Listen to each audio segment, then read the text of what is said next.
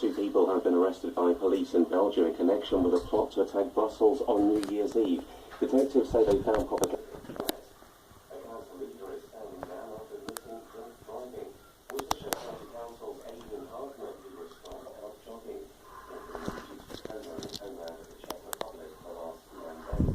The decision was taken From the director of Silver Linings Playbook. My name's Joy, right? Comes the film critics are calling moving and brilliantly funny. That's a nice way of putting it. Jennifer Lawrence is irresistible. Don't ever think that the world owes you anything, because it doesn't owe you a thing. Bradley Cooper. I believe the ordinary meets the extraordinary every day. Robert De Niro. Joy, I'm a little proud of you. Joy. I'm going to tell you something. You're going to be very big. In cinemas Friday.